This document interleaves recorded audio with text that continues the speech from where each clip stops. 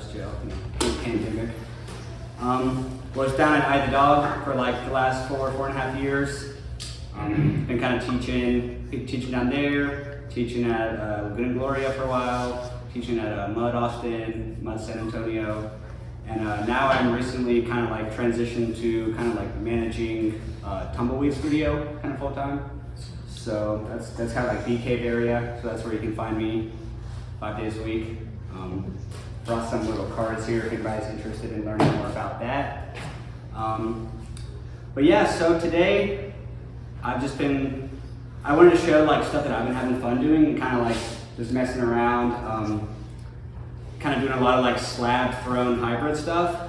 It's kind of experimental stuff I've done, kind of been having fun like I said.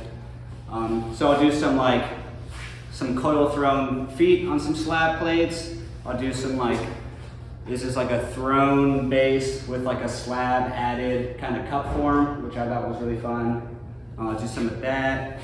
And then I'll do, I'll save my best demo for last, which is I will show you how to double your pottery production overnight. So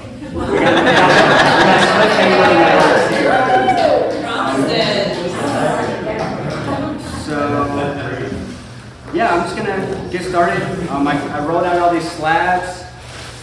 So I'm just gonna start. I brought a lot of bisque stamps.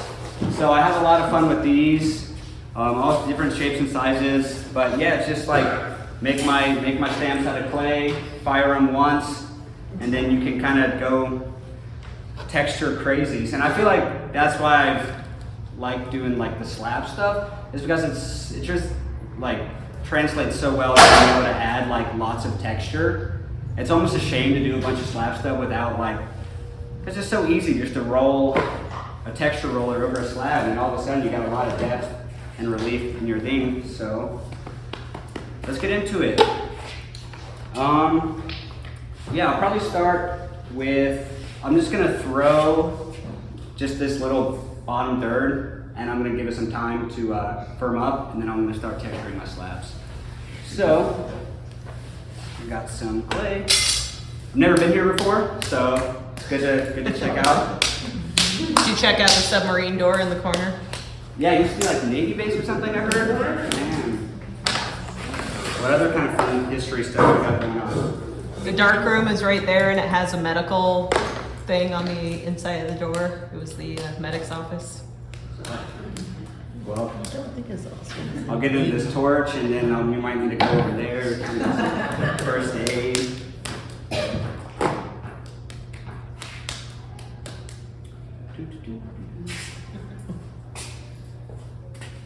So this is just going to be a chill, easy peasy, quick couple things thrown. Let's see what I do with the sponge.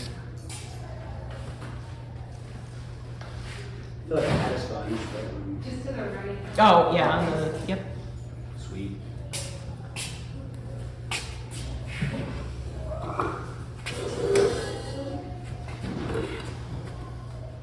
Definitely never thrown in front of this many people. So. No pressure. Yeah, lots of pressure. Just being judged. Thanks, Tim. It's just him. Appreciate you, Tim. Yeah.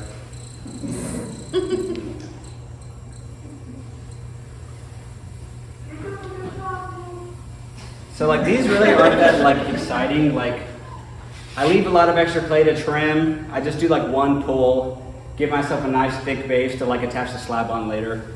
I might even have like way too much clay here. I might wire some off. What clay are you using? This is a Warren McKenzie stoner recipe. It's kind of like fire clay, gold art, silica sand. You make it yourself? Yeah, mixed it myself. Very labor intensive. I don't think it's really worth it, but it's a nice Get some of your clay? I go back and forth. Like, my goal for this year is to not buy any clay just because I have so much, like, scraps, dried scraps. So, Who the hell is Baron? Say again? Baron and Kinsey? Clay? He's big.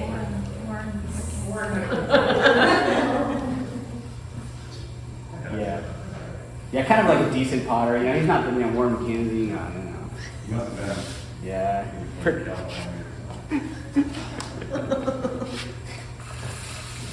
Yeah, so that's kind of all I do with this. I guess I'll do one more quote. I leave it nice and big. Very chunky base. And I'm just gonna attach my slab on top. So very simple. Just another one in case I messed that one up. You can hear my dog whining back there. That's rude.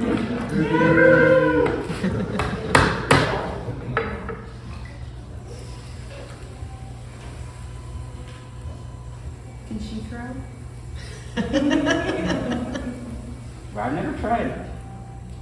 She can like sit and that's about it. So I don't know about the whole throwing thing. You always throw standing up? No, this is like the second time I've ever thrown standing up. You know, a lot of firsts tonight. You know.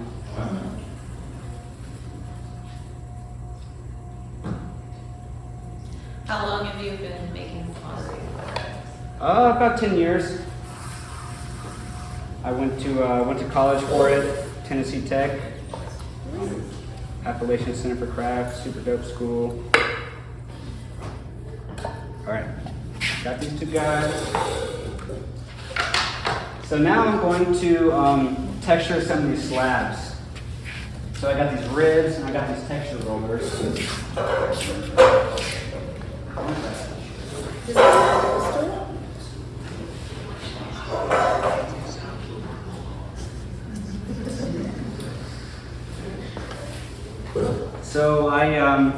this is from slab roller. So, it's really just getting compressed this way. So before I kind of work with the slab, I like to come in with my ribs and just kind of go like diagonal. I just have like a metal rib and I'm getting that canvas texture out and I'm also just compressing it in the other direction.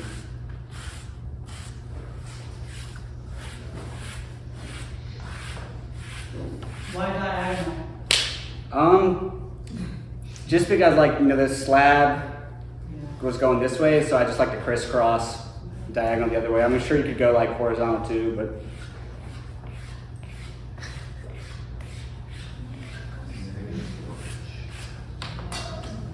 Do it to the other side. Anybody got any good jokes? Rob, you got any more good ones? What? Jokes? Oh no, all out. Do you need it? Yeah, let's hear it. Two cows stand in the middle of the field. First cow goes moo. The second one goes, I was just about to say that.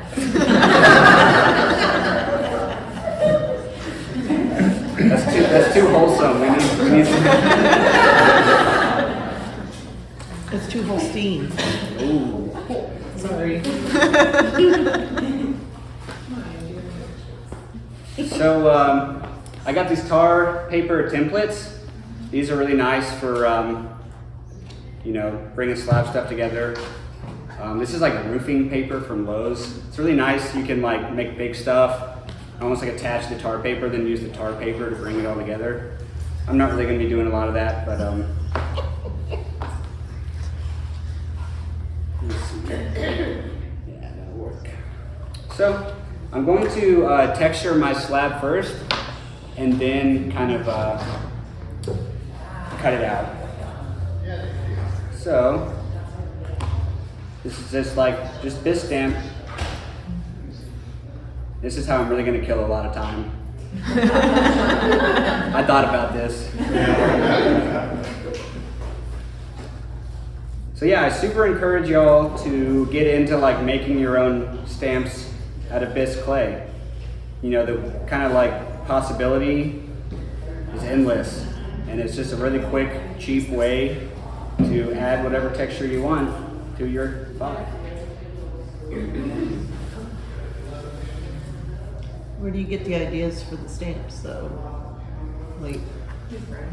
I mean, like, I've got too many ideas that nothing like comes together. Yeah, we can talk about them, and I'll show you some of my favorite ones. And You have to edge the clay, Nick, to make it. do I have to Edge it.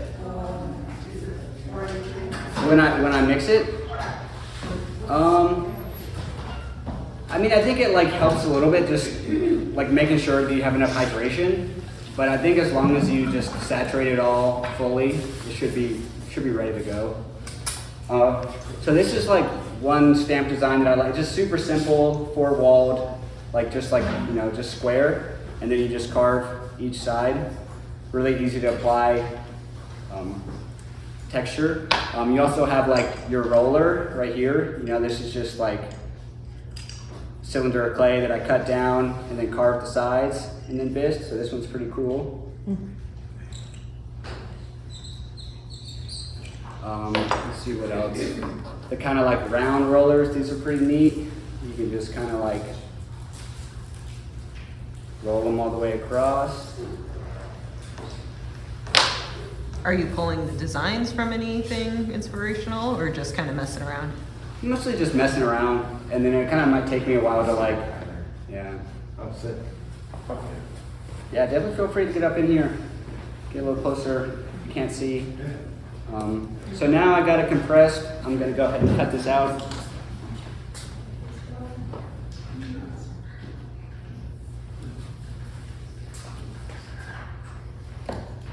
How did you get the shape for your templates?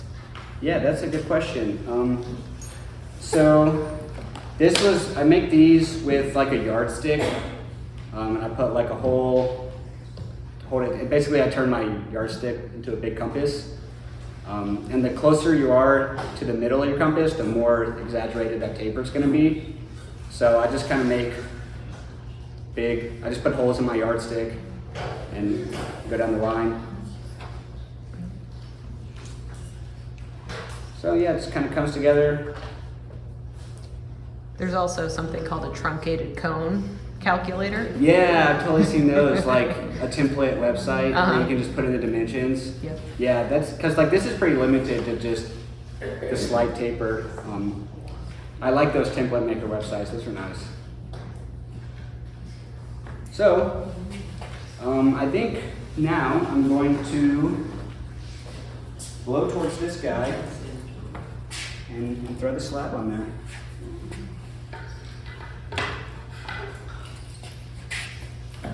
Yeah, let's go! Fire. Everything's more exciting than fire. At least you're inside, right? Yeah, we should close up all the windows and just run this the whole time,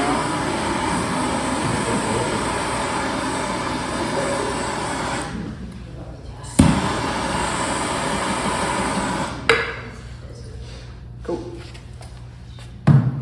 So now, I'm going to use this part of my wood knife, and I'm just gonna split my rim, because I want to put like a channel to where I can then put my slab like inset a little bit. Because if I just put it like straight on, it's not a large connection. So I'm just gonna come in here. Maybe I can make this a little smaller, more compressed, thick rim.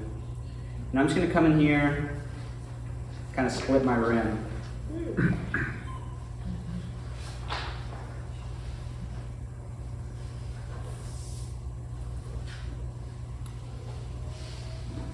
So you're doing like a little divot, put your... Yeah, and that way my slab can sit down in there. And that connection, that seam is much longer. So I'm going to cut this down a little bit. Just kind of take it. And my needle tool. Most of the time now in my studio, like half of the time is spent like looking for the tools that I was supposed to use. So I do that quite a bit. Oh, thanks so much. I had to buy day-glow needle tools so I could find them in the And when I think about how I'm going to bring this slab together, I also have to think about my seam. And like I don't ever want to connect it like flat to flat. that's a really short connection. So what I do, I just take my rib and I'll bevel one side with like 45-degree angle, flip it, bevel that other side. And now when I bring it together, I have quite a bit of overlap of that seam. And that's gonna give me a much stronger connection. So let's go for it. I'm just going to add a little bit of water this side. And like, if this wasn't like a super fresh slab, I would probably would have like slipped and scored it. But I'm just sitting it down in that little channel. I think I made it, oh, it's perfect size, nice. We'd love to see that. So, use my wood knife here, and I'm just gonna get in here and just kind of blend that seam.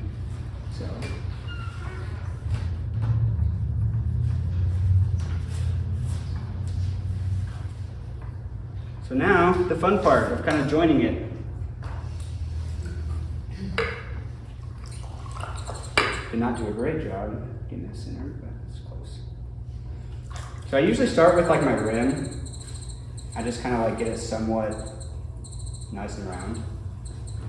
And then once that happens, I go and kind of do a pull a little bit below and just kind of work on joining them together. Did you come up with that idea? The divot all the way around, that's pretty cool. I think it's just from experimenting. I'm sure someone else has done it out there, but I just kind of ran with it. Are those two different clay bodies? No, they're the same. One, I think the slab just looks a little drier. There's also there was some red on there. Yeah. Oh yeah, the Canvas, slab yeah. canvas. So I got it nice and pretty much in the round here. And so you just think about like that connection. So when I'm going back to here, oftentimes I will like just like I'm gonna use a rib or something and just wipe out some of my texture and figure out how I want to break up that space. So I'll probably go back to my wood rib. And it's a nice challenge because like I can't touch the outside. I can only, like if I want to belly it out, I'll take a little bit of texture off to the bottom. And I feel like the rib really does a great job at like making sure it's nice and joined. Why metal over rubber? If I had a rubber, I'd use it. If I had like a firm, like I wouldn't want to use my red rubber, it's so soft. But if I had like, the green mud tools, I'd use that as well.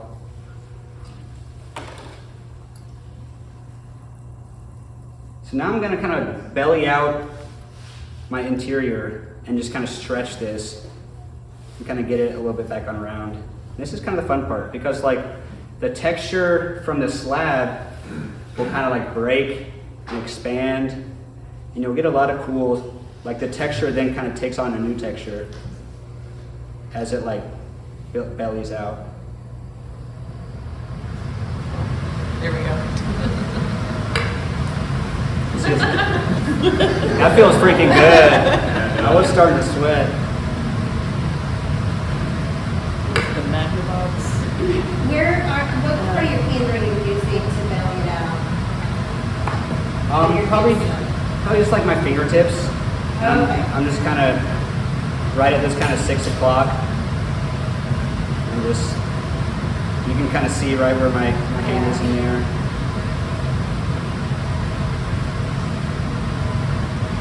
And usually I'll just come in and kind of take off a little bit of texture from the top of my rim and give myself like a nice, comfortable rim.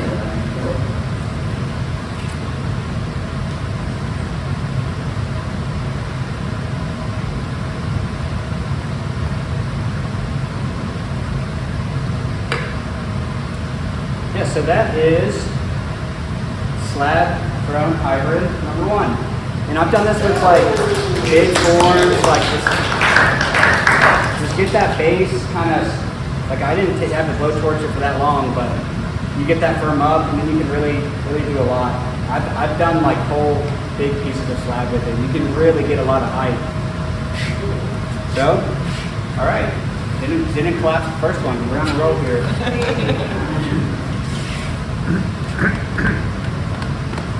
Yeah, so let's do another slab from hybrid.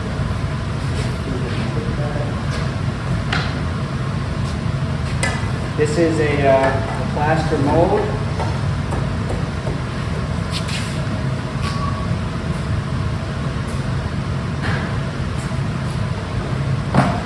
Would it help if we turn him just a little bit so you guys can see, or on the wheel, or it's okay?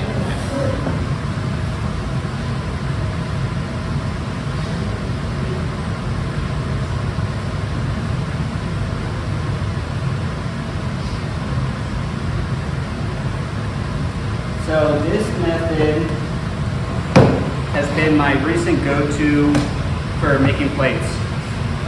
You don't have to trim it. It's the bat-free, trim-free method of making a plate. I guess I have a bat on the wheel, but the plate doesn't live on the bat. It lives on the slump mold.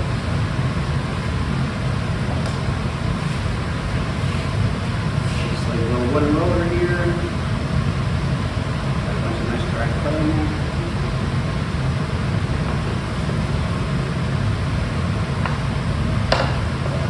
These ones are pretty cool, just like carved sphere. You can kind of roll it around, it's a little more free form.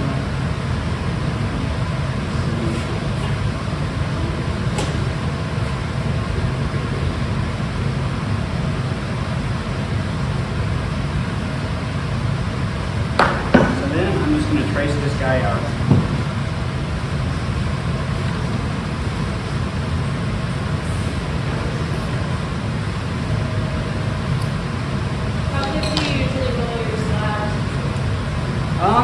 It kind of depends on what I'm doing. For these plate guys, I like it pretty thin. Nothing's worse than like a heavy plate, you know? The weapon, the home defense plate.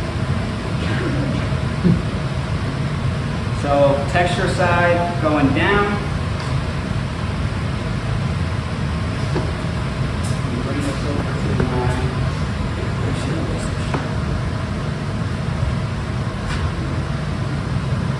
So I'm just going to attach this to my wheel.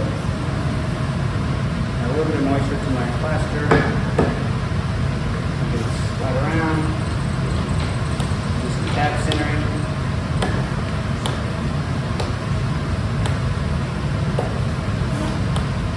If I can remember how to tap center.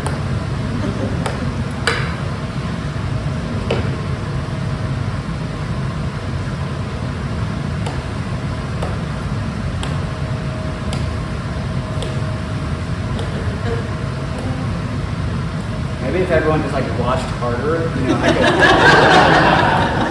that would yeah, that would help me out. I could just more intensely stare. That would be good.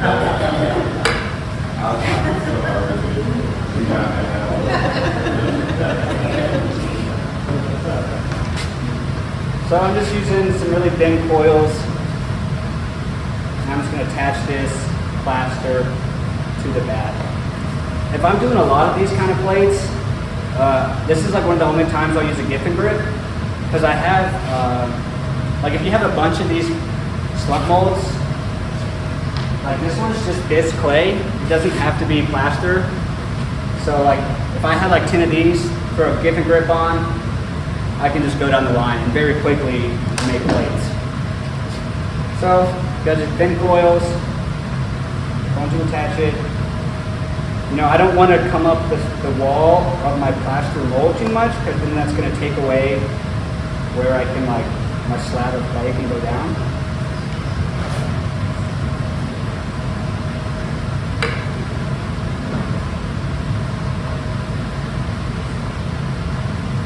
And the last thing I need to do before I get over there is roll out a coil.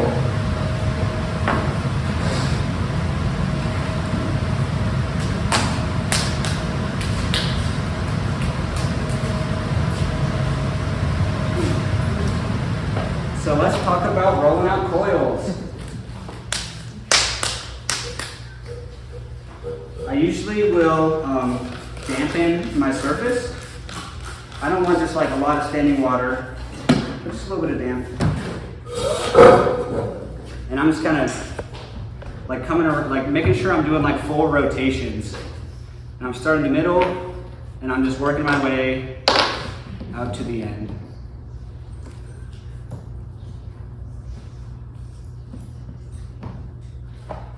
I'm kind of like spreading out the pressure on my fingers.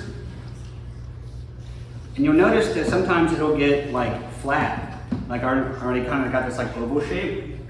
So all you just gotta do is just add some twist to it. And then you're back. Nothing ever happens.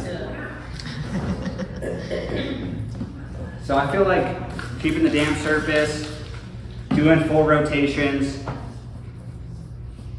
and then twisting it when it gets flat, you'll be good to go.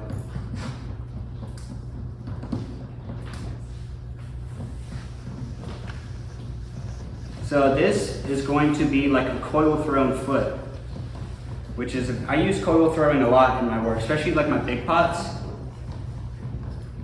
So it's a super adaptable technique. So.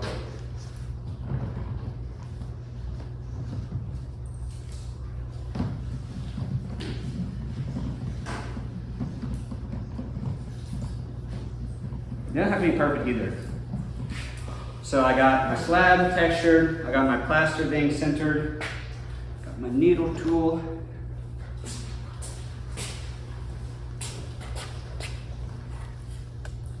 So I'm going to start by just kind of trying to center this guy on my mold. Good. Just kind of drape it down. Come in with a little sponge and just kind of compress it to the mold.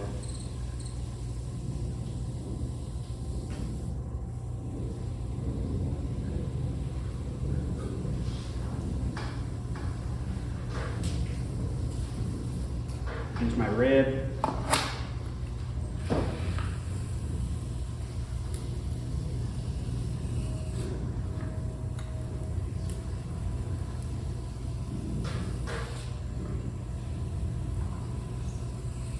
How did you end up in clay? That's a good question. My high school had a program, and I thought that was pretty cool. I'd always kind of wanted to be an artist, and I always tried painting and shit, and I was always very bad at it. Like I always had the desire to make things, but it just never went well. And then once I kind of got to the 3D thing, like it just made more sense. So yeah, and then I went to art school after that. So I got my coil on here. You know, when I'm thinking about like my mold, you know, it has that flat, and then it goes to the curved walls.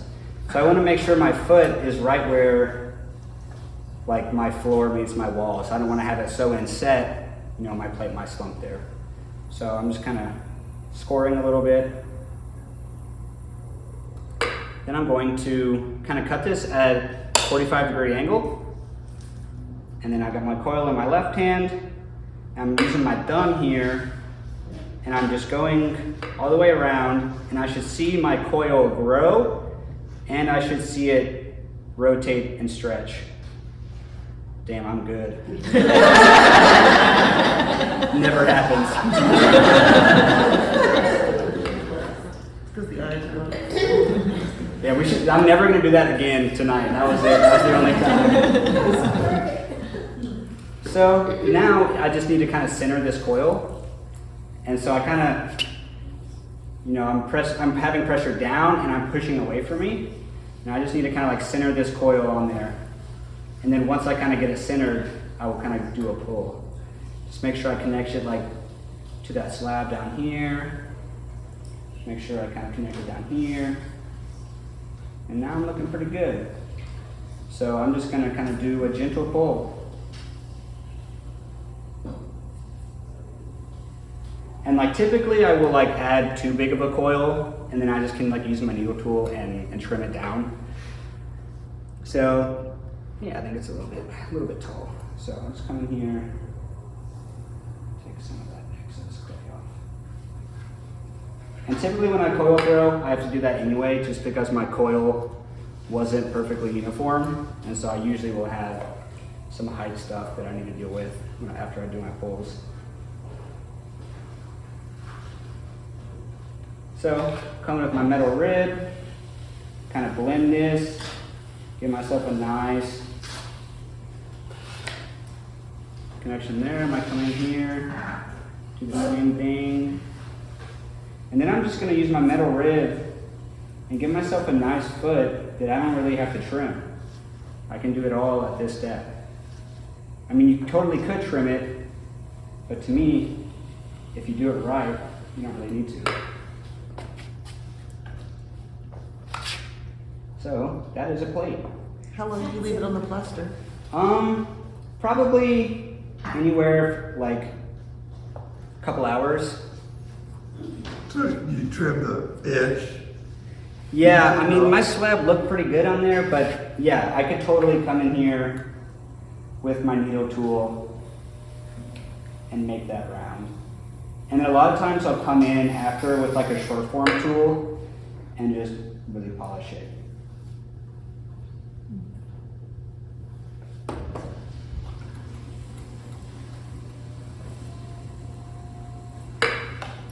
So that's when you make a whole bunch of forms, so you can knock out a whole bunch of them at once. Yeah, and it's just really nice to work down the line. Like I have a bunch of slabs prepped.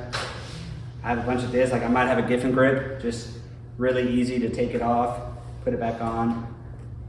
So, yeah, that's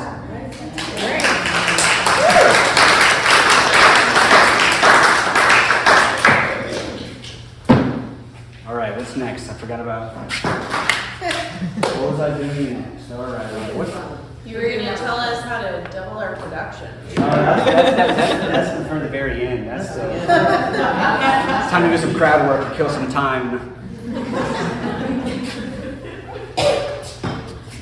Where do you sell your work? That's a good question. I don't do a whole lot of that. Would love to do some more of that. I do Texas Clay Fest. That's definitely like my big show for the year. Dirt Dauber, down the aisle, that's a great one. Yeah, the holiday show. I have a website on my site, but don't do a whole lot there. How much of the plate you just threw? It hasn't even done yet. You're gonna buy it before it's done? What if it comes out really ugly? Still wants it. All right. As long as it's got your name on it.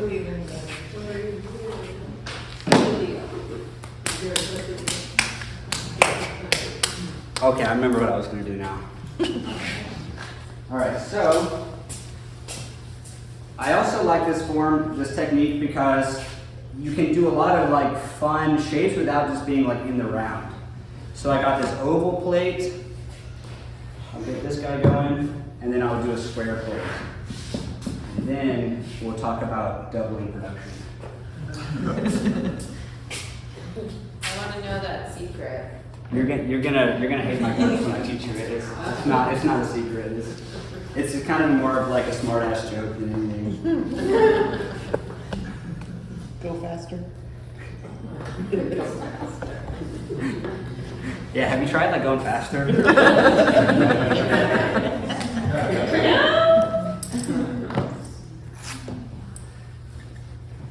Keep getting older, keeps getting slower. Yeah, same. Like I feel like the longer I work with clay, like the slower I get. Yeah. So I got this oval plate. Now, I really struggle to make clean slab like foot rings. So I will show you how I do that on the wheel.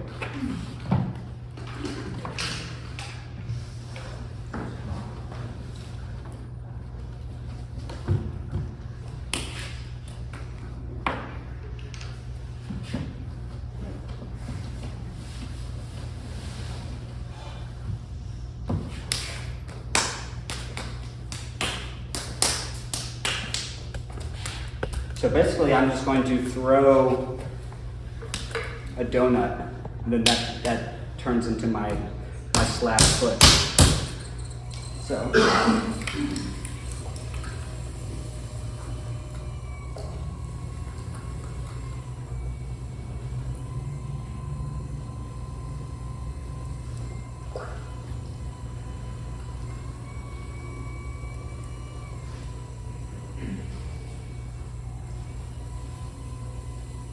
So what I'm going to do is I'm going to drill down all the way to the bat. It feels so wrong, but it's so satisfying. The forbidden. It's where the fun happens. Yeah. So, and I'm just going to pull towards myself while applying pressure down on my rim. And I'm just going to widen this whole thing out.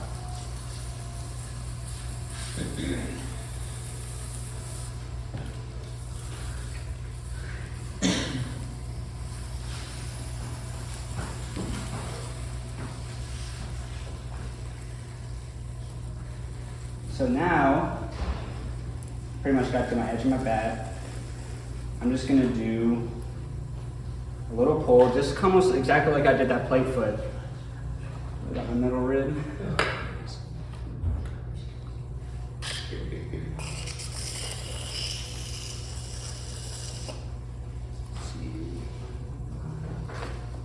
And this is how I spend half the time in my studio, just looking for the tools. So I'm just cleaning up where it meets the bat down there, making sure it's cleaned up down here. I might do a little bit of more shaping here.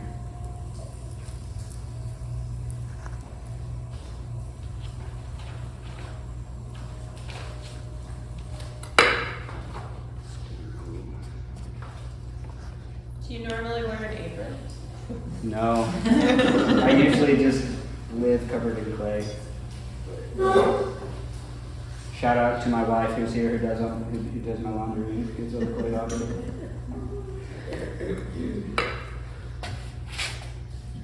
So I'm just going to torch this a little bit.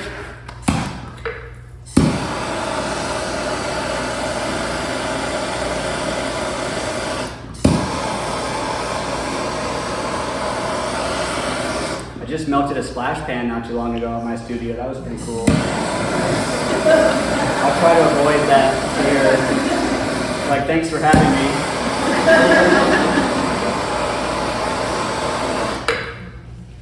Do you like a torch better than a heat gun? Yeah.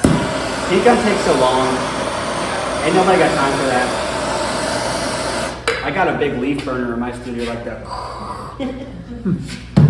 So I got that a little bit firmed up. I just wanted to kind of lose its tackiness. Here we are again. Needle tool, needle tool. Yeah. This is why I need y'all here. You guys can come to my studio anytime. Tell me where my tools are. So basically all I'm going to do now is just cut this off of the bat with like my needle tool. I'll take the splash pan.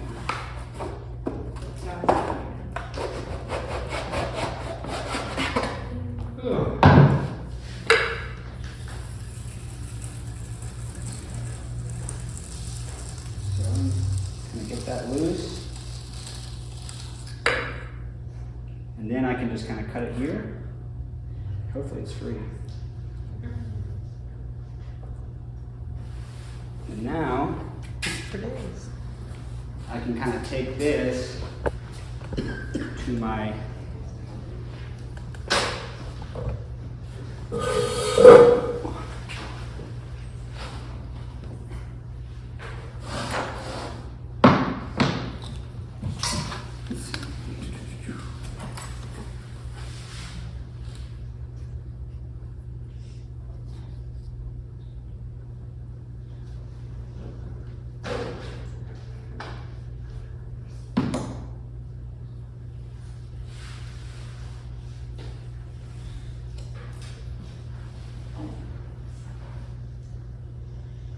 And I feel like, usually I let this firm up a little bit. You can see it's kind of still tacky and losing its shape on me a little bit, but it should be chill.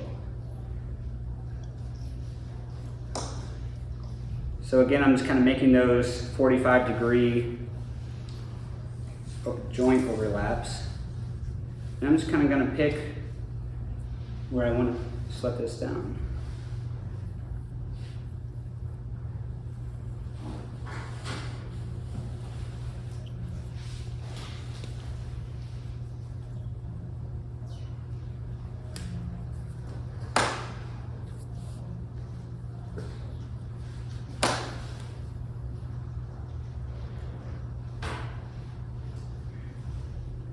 still be a little too long.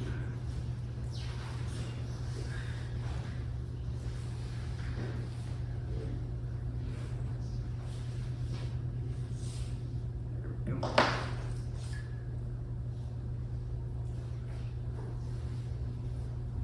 Just kind of join those, go around, attach that to my slab.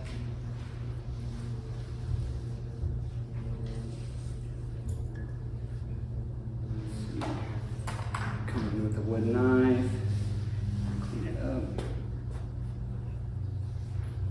Outside.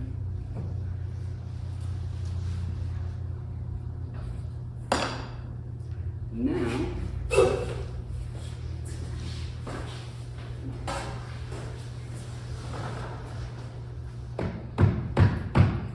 some tabs. And then I did not put that in the middle at all, that's pretty funny. This kind of like oval plate foot ring shape. So that's a pretty fun way just to get like a. Is that on the middle, guys? How do A+. We'll work on that one. Work on that one. Do you teach somewhere? No. They'll fire me if they saw that. All right. Yeah, let's do it. Let's do a square plate. That's fun. So I got this guy. Let's see, I might trace a bat.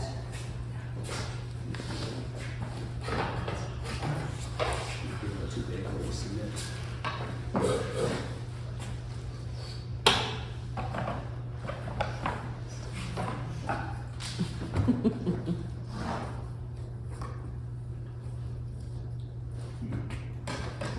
Any idea of something like a square, a smaller square?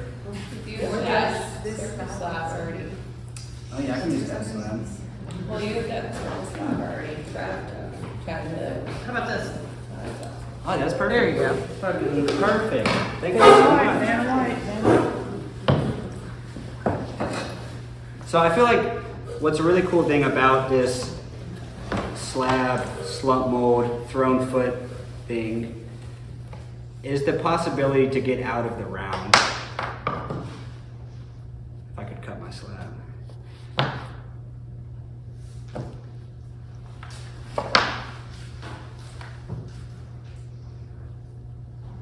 So, I can kind of do the same thing that I did.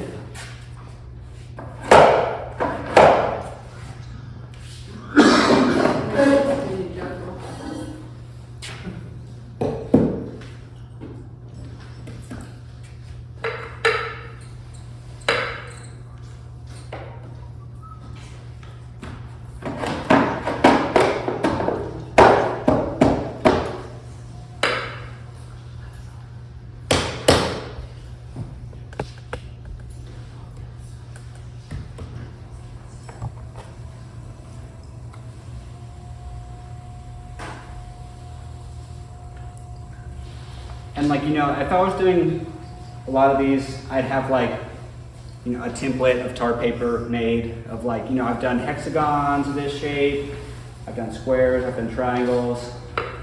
It's all fun stuff.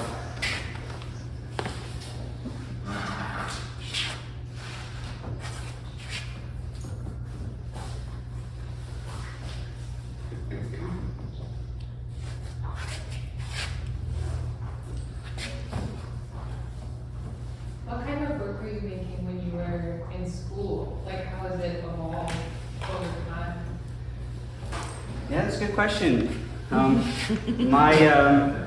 My B.F.A show to kind of like to graduate. Well, I did like 12 big pots in a room. Oh, it's kind of like different surfaces, like wood, soda, salt, kind of. And I think I kind of like, you know, I've made some big pots since I got here, but I'm trying to like make more of those. Just like my goal for this year. Just like do some more of that energy, like big pot, a bunch of them. So yeah, I'm just going to add a little foot ring on this guy. And I might just do like a pretty aggressive pedestal foot ring on this just to kind of show the potential of coil throwing. You know, you can really do a lot. With your big pots, are they coil thrown or are they large forms fitted together? They're both. Yeah. Like I think I use them pretty interchangeably. When I'm at my widest point, I'll do a lot of coil throwing just because it saves me all that centering of opening all that wide. And like I'll use 25 pounds of clay and I'll have like that much height for my sections because it's so wide. Yeah.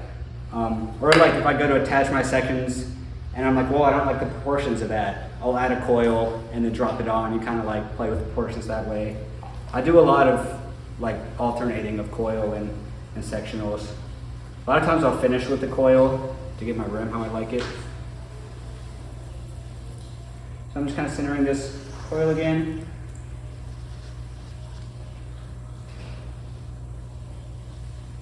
Any questions on like techniques so far? Because I feel like I haven't done an amazing job of kind of explaining what I'm doing, but.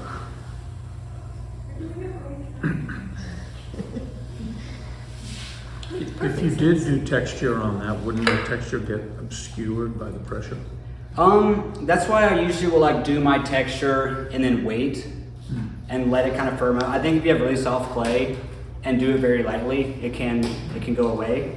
But I've had pretty good luck with just letting my slab get pretty firm, do deep texture, and then yeah, like I'm adding a lot of pressure to this side.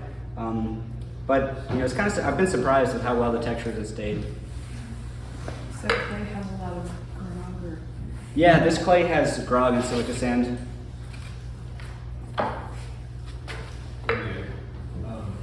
So when I see the arch pieces, I've seen you do drawings, right? You're planning out the piece very meticulously, measurements and all that, and the process is, very precise, because there's a lot of control.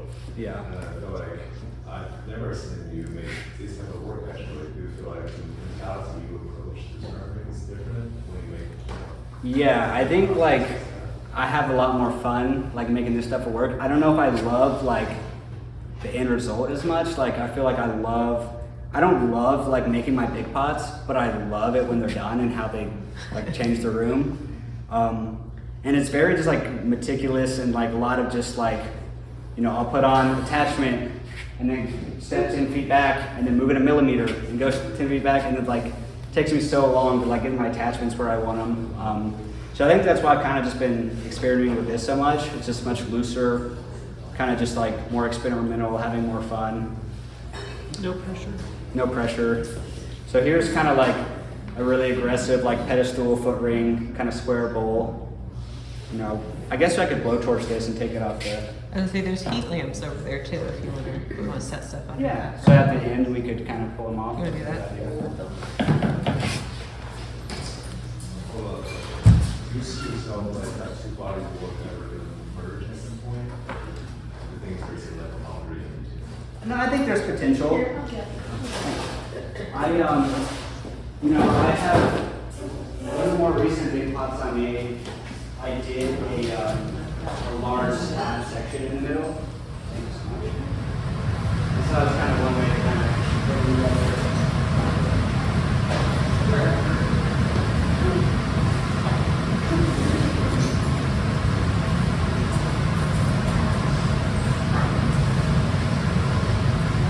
That's so bad. Can't all be good, you know?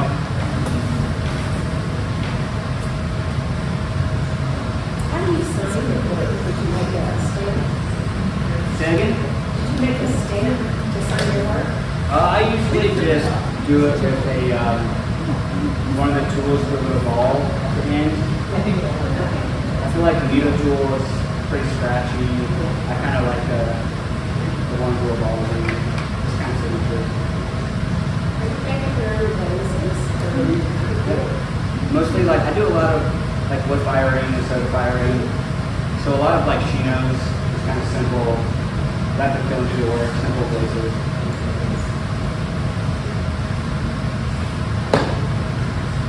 All right. How come none of this stuff have little horns coming out of it? Where are the horns, Nick? Come on, dude. Okay, Okay, I do it. What's your pulling technique? Pulling? Pulling handle? Oh, Or how do you make the horn? I'm not good at making handles. I'm like the worst handle maker. Then how do you put your horns? Oh, for the. Okay, I'm with you now. I can show you how to do that. I think a lot of that comes from, we have like the organic shape of the vessel, the classic vessel shape, and then combined with those like super sharp 90-degree edges. And I think the horn is just kind of a way to tie that back into the subtle, kind of organic. We'll go from like curve, like geometric, back to the curve. All right, so I guess, so there was a picture on the flyer of like a pair of vases with like the hole in the middle. So that's what this guy's prepped for. I'm gonna show you how to do that. But first, I just need to throw like one of these. So let's kind of show you how I throw this. Very simple.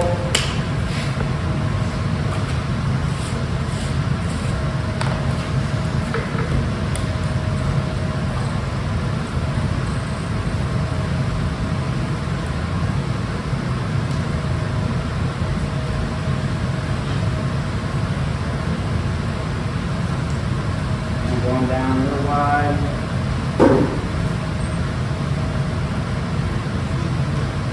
Going all the way to the Vatican, moving that out.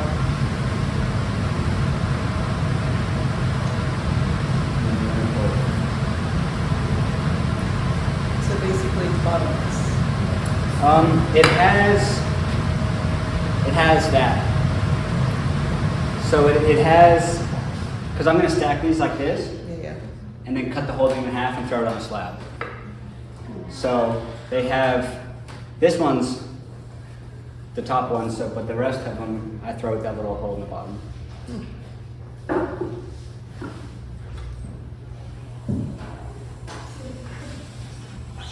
So when you make those horns, you're gonna attach them all together. Are you gonna trim the sides to make them all clean? Yeah. Yeah? Yeah, it's like the most satisfying part for sure. I use my wood rib a lot when I throw. Kind of get in there, make it really nice.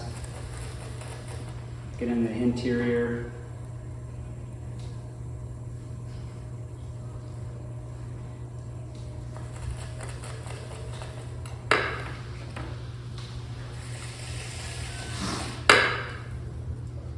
So, yeah, that's, and then I have 3 of these that, wow, TV magic. Firmed up, Rachel Ray up in this motherfucker.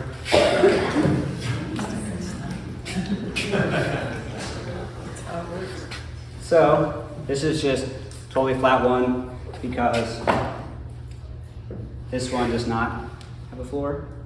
So I'm going to stack that onto that. This is very satisfying part.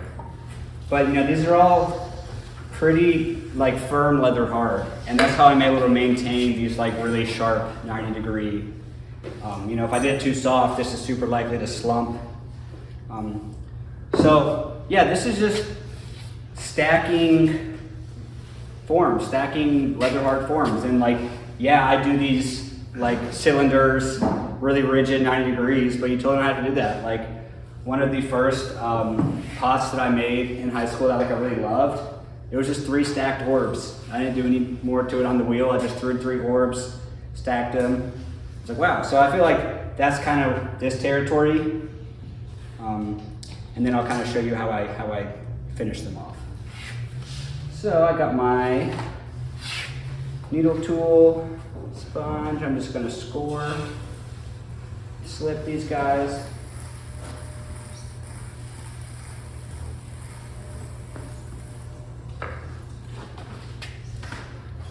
Score and slip this guy.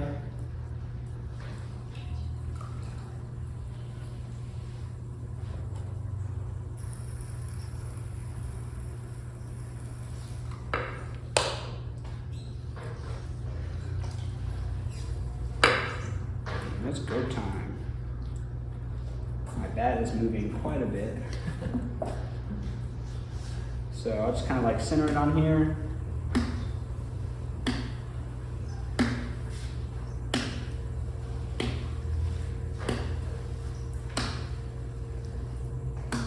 Feel like I'm already stuck.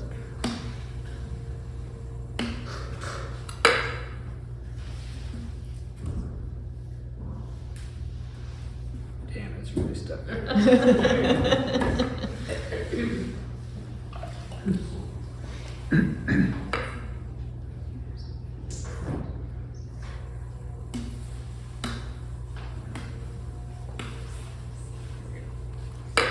Got centered. Let's give it some nice taps down.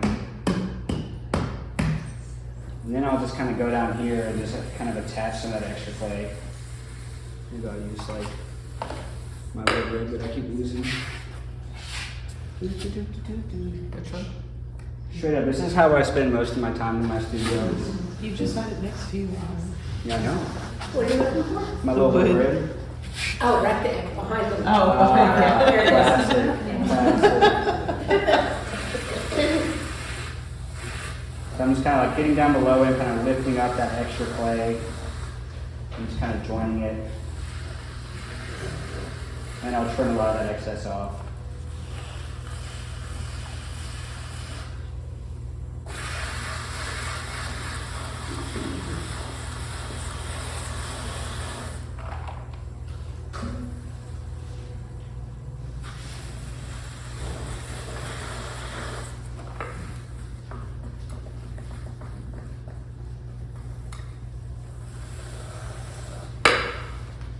Cool, cool. So that's on there. Now I'm going to attach my next layer. So, I mean, I don't know if somebody wants to like, you know, we can like pass this guy around and see like the moisture level of it. I mean, it's very firm. It's a very firm leather hard.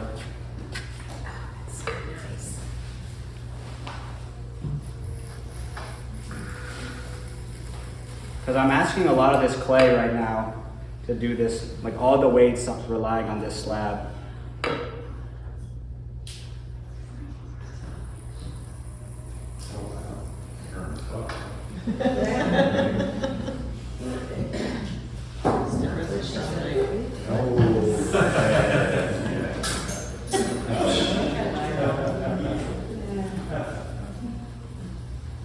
So, what I'm gonna do is cut off some of this excess, like, you know, make sure I know where it lines up.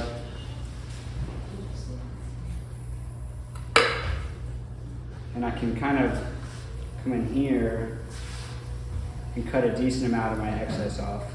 That way I'll be able to get in it and it'll weigh less.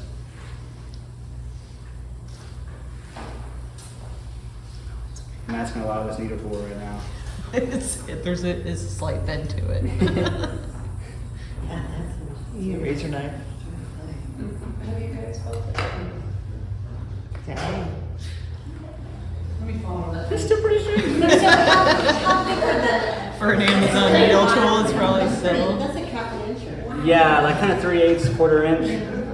But it's also like, this is the one that I'm gonna have the thickest because it's holding all the weight. So like, you know, can see this one, a little bit more, quarter inch, maybe a little touch more. So, yeah, very much wedding cake vibe. Now you need the piping bag. Yeah. Say Angie's got the hook up here. Yeah, we can do that. Wow.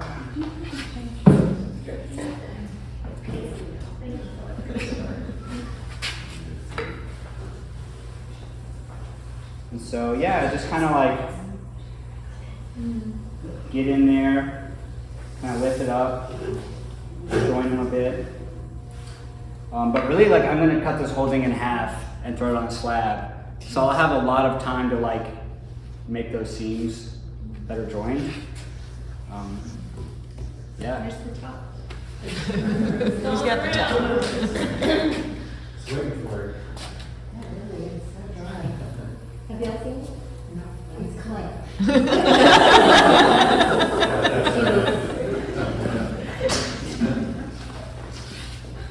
With it being so dry, do you ever deal with a lot of cracking? No, I mean, not really. You'll see what I do when I cut it in half, and I spend a lot of time kind of cleaning up the connections. But you know, oftentimes I'll do this all with paper clay.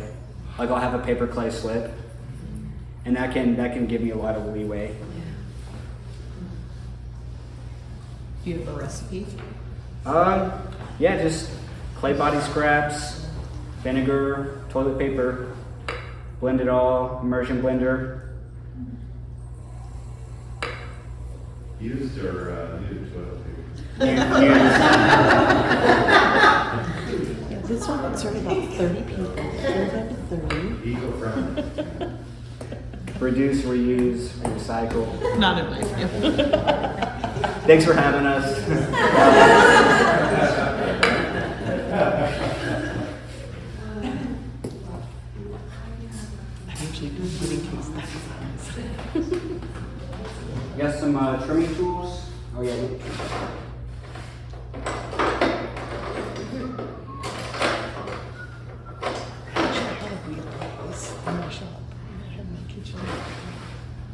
So this is a pretty satisfying part.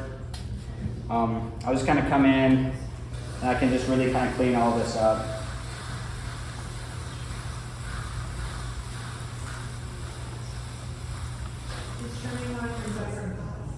Say again? Yeah, I think so. Especially at like this stage of dryness, it's just really nice to get it all kind of exactly the shape how I want. Clean it all up. Get these really nice 90 degrees.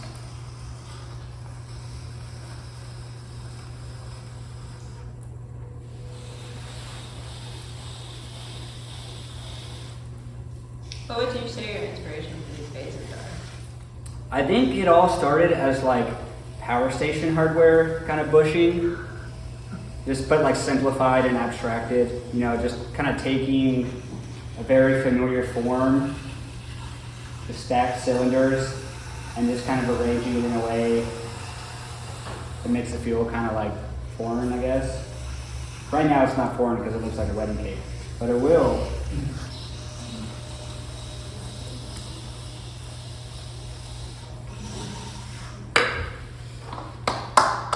Yeah, it looks pretty good.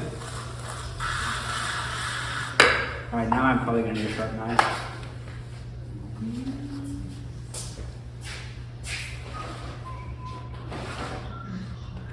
There's a only knives in this stuff. Nice.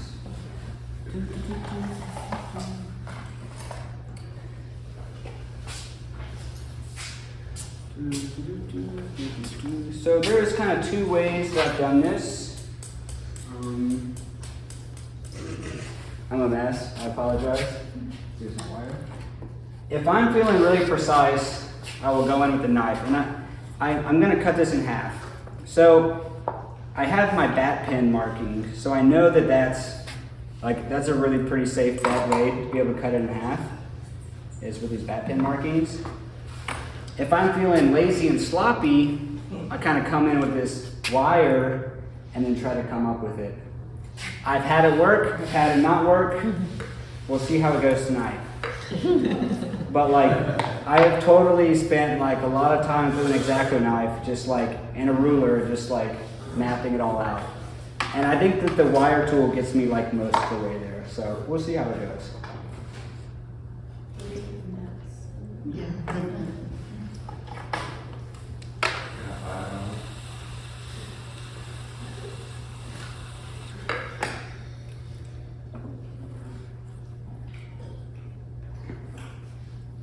Might break this wire. Clay is pretty hard.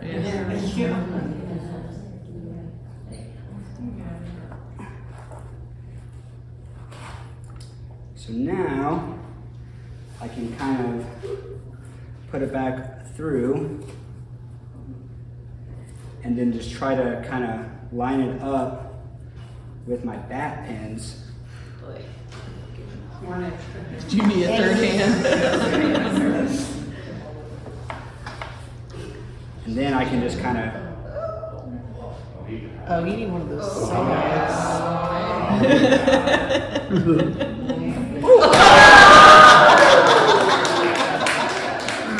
Almost. That was too dry. That was too dry. That's fucking funny.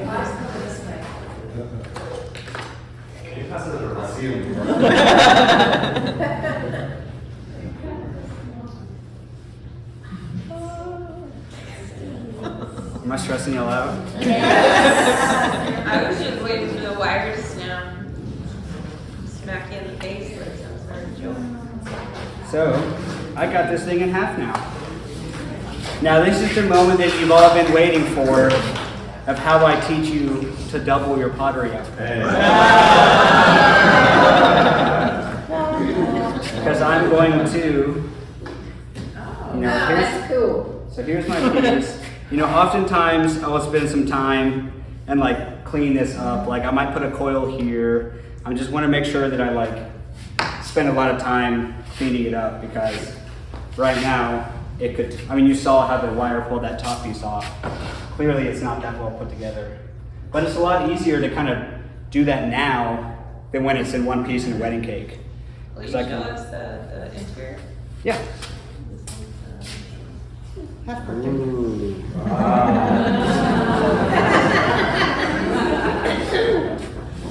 Should do this for a living. So I'll kind of come in with my rib and just kind of like really pinch these pieces together. And especially down at these corners, because these corners is where I have been getting cracks sometimes. So I'll just kind of like really moisturize it and then kind of come in and just push it towards it. So now, So why do you drill down into that section out or what adding another tier? say that again? So you drill down and you took a section out, or you're adding another tier, so what's the purpose of? Because otherwise it would just go all the way. I just cut out a little bit of the excess. But maybe I don't know what Madison's asking, but why wouldn't you just do that afterwards? Because I feel like it's easier to do it when it's centered on the wheel and I can just go down with the knife instead of having to do this like awkward angle now here. Okay, so it is for the ankle then, It's for the what? for the ankle on the inside. You're talking about when I was stacking my pieces and I cut off a little bit of, Yeah, this piece. yeah. Donut. Yeah, I'm not doing this this piece, so you drilled down and you took this Yeah, section out. yeah. So why? Because otherwise it would have like come all the way to here. And it would, I would just have to like spend time and remove that. Okay, And just remove some of the extra clay. okay. But I always want to have it like longer to like be able to stack it, no problem, because I don't want to accidentally have this piece too short and not get to stack a piece on it. So I just go more, I just make it, like I make the opening smaller than I know I need and then just cut that away. Okay, that makes sense. Thanks. All right, so there's one piece. And here's two pieces. Check that out. I have doubled my production output here with one simple trick.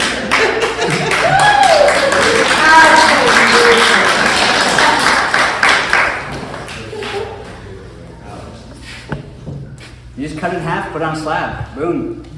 Double the pottery. So you said those were are vases? Yeah. Eventually? Do you Mhm. cut, where Yeah, do you so cut a I'll- hole in them or? Yeah, I'll get this guy going.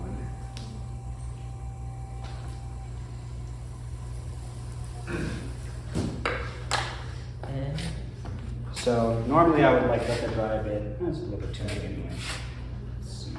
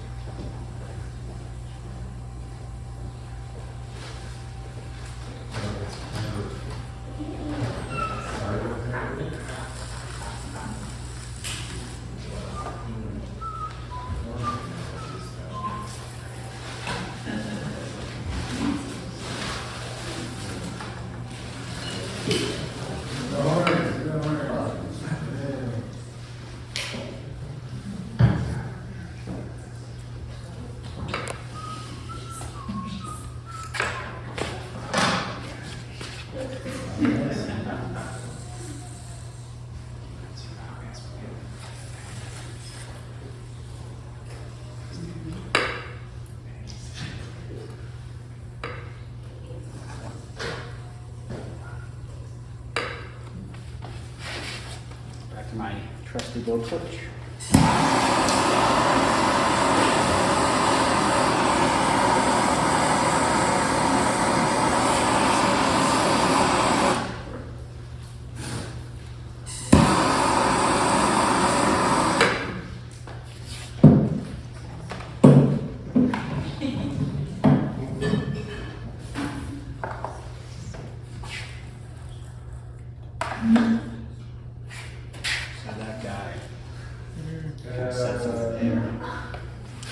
So now I will spend some time just kind of joining on one slab, show you how I do that. Get all the tools I need.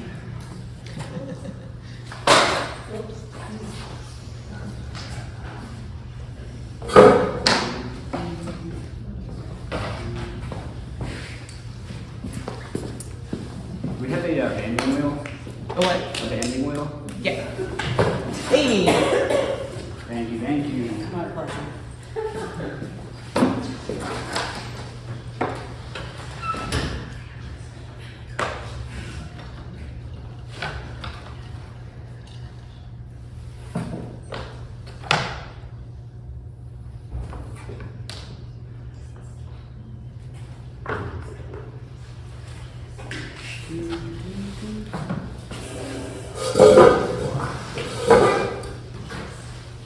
So you can see that like it's not perfectly cut in half. I have a little bit of height difference and stuff.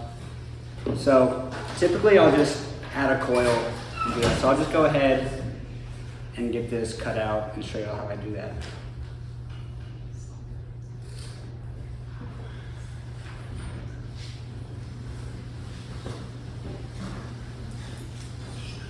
Ideally, would you like your slab to be set up a lot more? Yeah, this is like, probably of all the stuff that I do, the base slab being like super firm it's really nice. Cause like, I've had so much like warping in the kilns and stuff, just from like having to handle it pretty soft.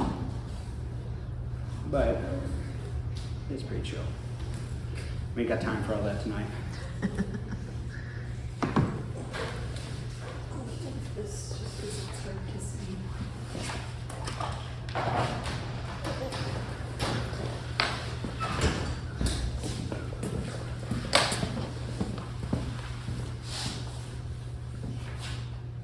So probably what I'm going to do first is just kind of sure-firm this side down a bit. One of my favorite tools right here, Sureform, rasp. This is a Stanley Sureform tool.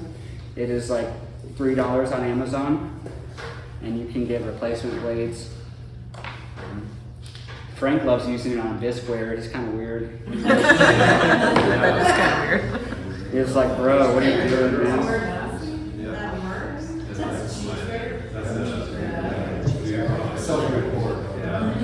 Nah, Frank was like, I love short-forming bisqueware. He was like, bro, that's weird. That like it's fingernails on a chalkboard.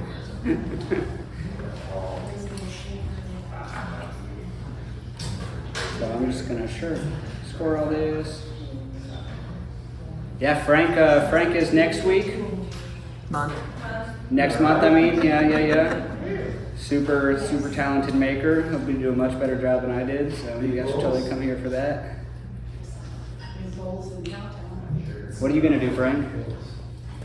April 1st, so.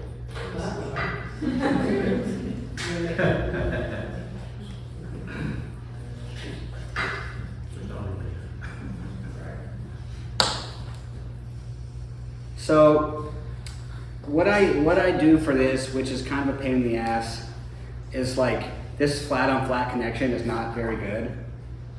So oftentimes what I'll do is like the painstaking process of like cutting all of this like bevel at 45 degrees.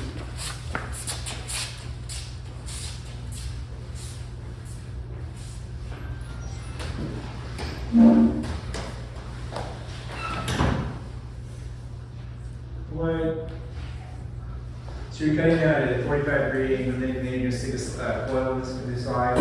and then I'm gonna cut this at a 45 degree, so that like you have It insets. it's insets, and it's a longer seam, longer connection area.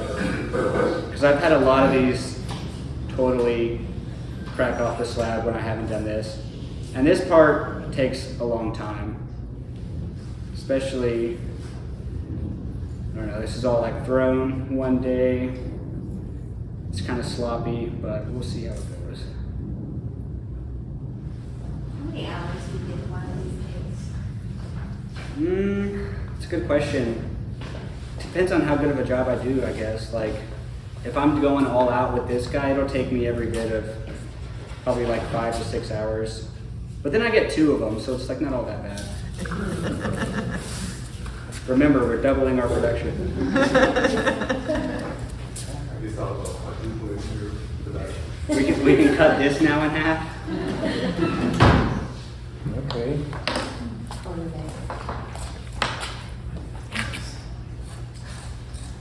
Just kind of like make sure get these corners nice. And now I have to do the same to this guy. So I'll probably do that with a rib. And just kind of bevel that.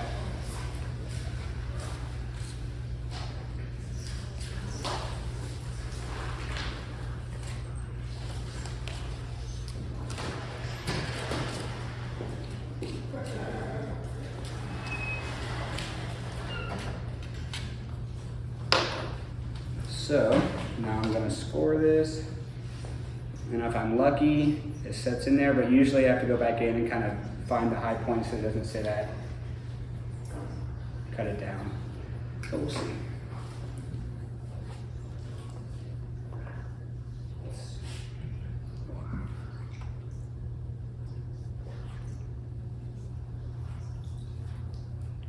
What do you usually listen to while you're doing all this? Listen to a lot of like psych rock and stuff. Murder mystery podcasts. No, I've never listened to a single one of them. Mostly music.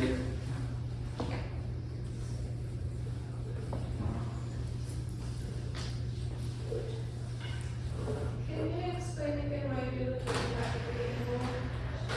the Just because it makes my connection longer. If I go flat on flat, that's a very short seam. When I do this, I have a much longer overlap of my 2 seams. So, and I like to get my piece pretty wet, and you can kind of see it like, kind of goes over it. This side is not working out well. The rest are looking pretty good. So I'll just kind of push down and go pretty aggro. Yeah. And then I can kind of come in with like a wooden knife and just like bring those sides up.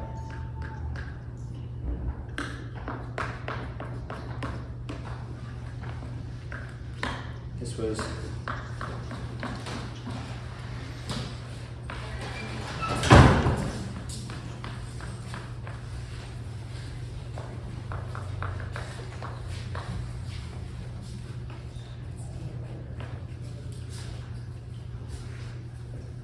and like a lot of times I'll just like throw some clay in there.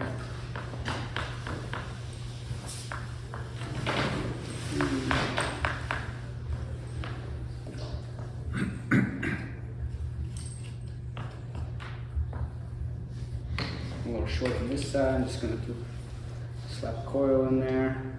Do you feel like the silica sand and rock behave differently? Is that why you have kind of a mixture? Wait, I'm sorry, say that again? In your clay, you have the silica sand, I think you said, and then grog as well. Yeah. Do you feel like they behave differently in the way they act, or you just? I mean, they behave differently in the fact they're probably like different mesh sizes.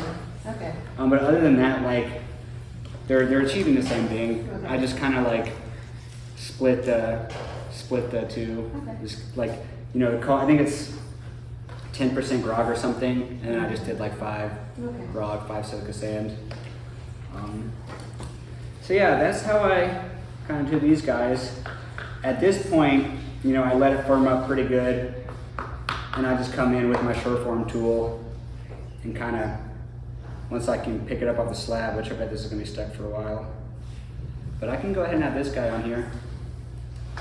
And then that also means I can like get in there and kind of work some stuff out. So I'll just kind of, is that in the middle?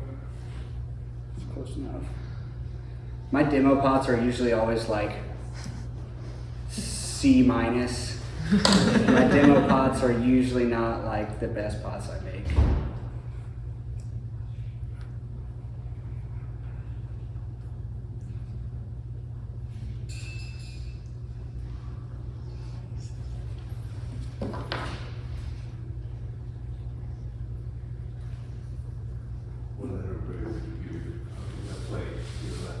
Oh, this one? Oh, that's like an A+. That's a solid A+ right there. Museum. Yeah, museum worthy. If anybody knows any collectors, you know, we can make a deal with on that guy. So, just gonna kind of slip and score this guy on there. What about that piece that fell on the inside there? You know, leave it in there? Oh yeah, that'd be a smart thing to pull out.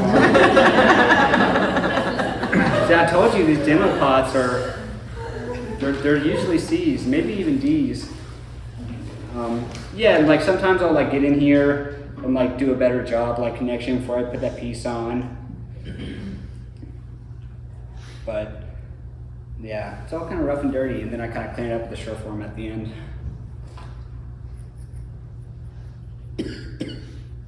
I like to leave little surprises in there for when someone buys it, you know, they're like, what the heck is this, you know?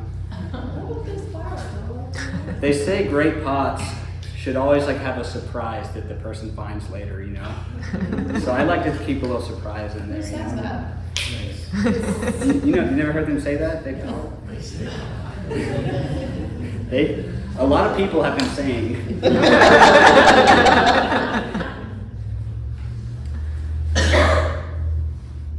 So, yeah, I'll just kind of press that on there, and I come in here with my wood rib and just kind of pick up this piece below and kind of get it to join.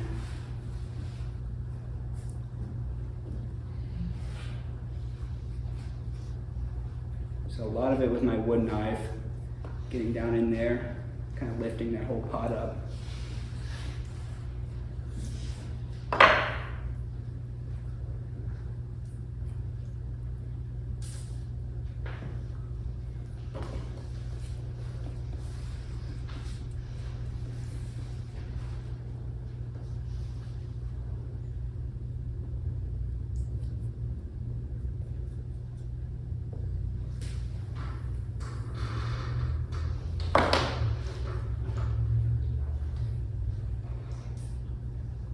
This one's crooked too. Nice. So yeah, that's kind of these vessels. I bet this is pretty stuck to the bat, but basically all I would do is just come back in, lean this up on its side, and spend a long time with my Sureform, just kind of cleaning up all these connections. But that's that guy. You can see what this heat lamp's looking like. You might be able to pull some of this stuff off.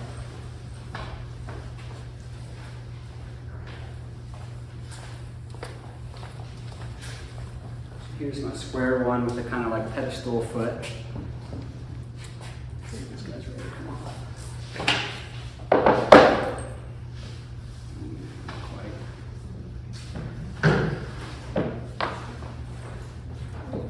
Nah, it ain't ready.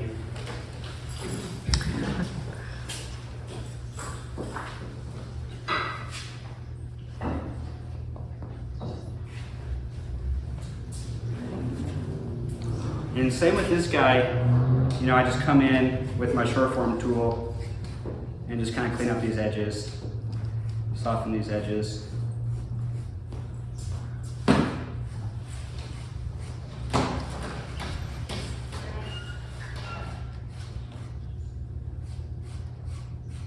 favorite tool for sure. So satisfying.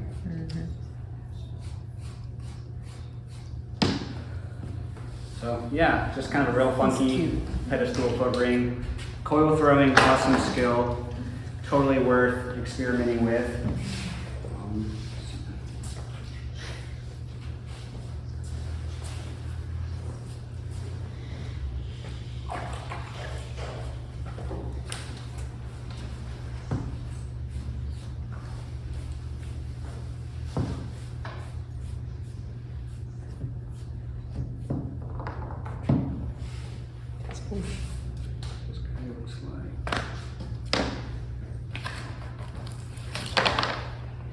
And you know, I could like spend some time and fix that seam, but to me, I've been trying not to like shy too much away from that, like giving people clues on the process.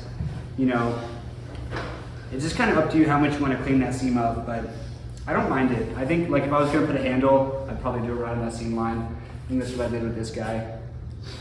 So it's kind of a good way to strengthen that connection. And then it's not a very glossy glaze. Do you prefer a more matte finish on the pieces? This is bone dry. Oh. Yeah. Okay. Really mad.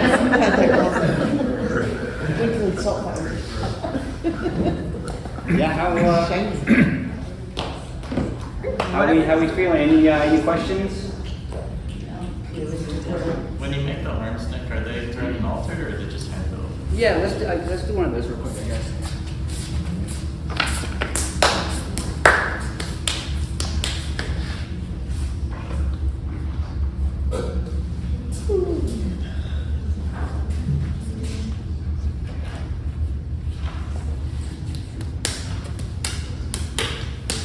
I have a question.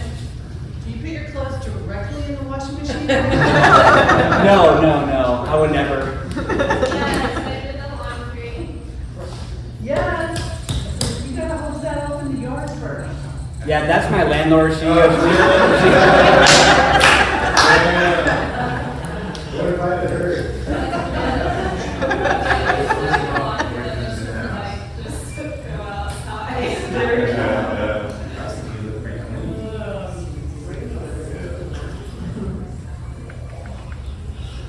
Yes, so for these the horn guys.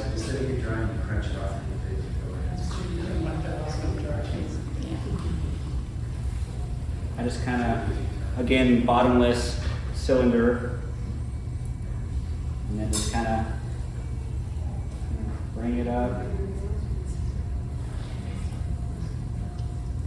What you making? Say that again? What you making? I'm making one of my horns, like for the attachment in my big pots. So I just kind of close it off.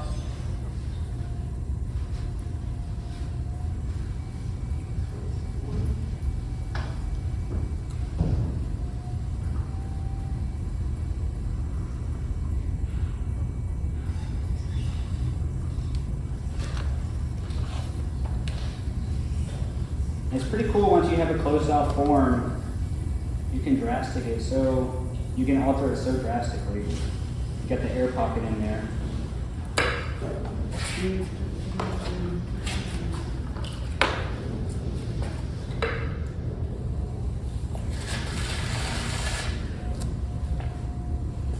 So I'll just kind of use my rig and kind of really get that nice.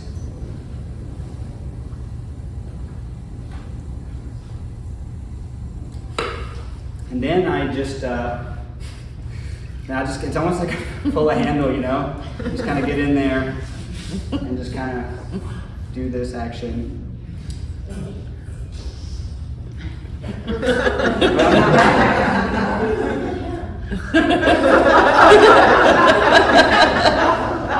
We go way back, you know. We got some history, you know.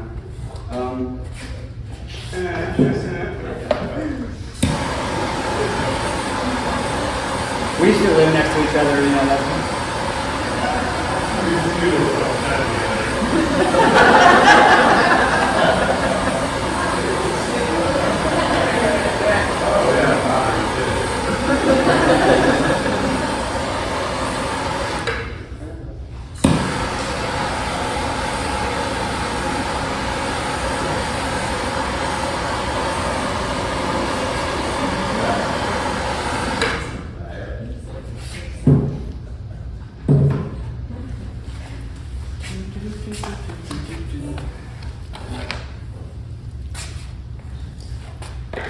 So then I can kind of use my sure form, and kind of, might not be quite dry enough, but I just come in with my sure form after that. Oh. And kind of get it exactly the shape I want. So it's thrown and then altered and then sure form.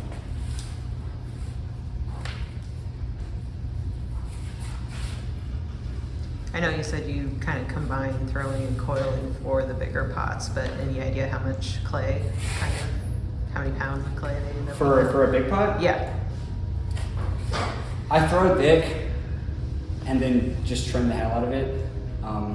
Probably maybe 80 pounds of wet clay, and then I usually trim about 20 pounds off. The whole room's covered in trimming shavings, but just throw real thick, and then I just trim, because you can get like the exact curve you want, instead of having to do that when you're throwing. So I just kind of throw thick and trim it in when I'm doing those big guys. So yeah, that's horny boy right here.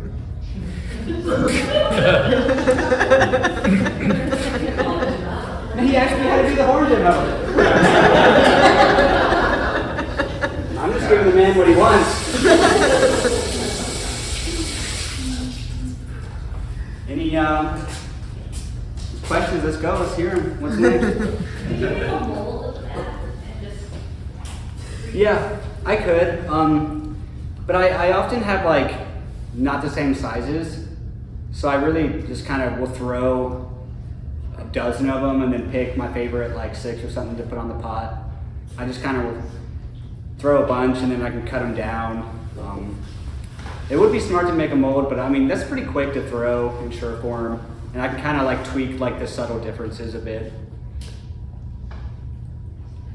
So if you throw 6 like that, are you storing them in a wet box? Or do you Yeah, totally. Once, like, I'll let them sit out until they get leather hard, and then I can sure form them, and then they just live in a damp box. Let the record show I said a wet box. What's the difference between a wet box and a damp box? One's dripping. Moist.